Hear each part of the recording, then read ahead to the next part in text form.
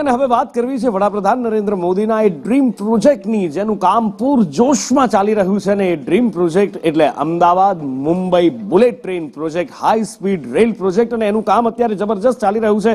પાટા પર વેલ્ડિંગનું કામ ચાલી રહ્યું છે।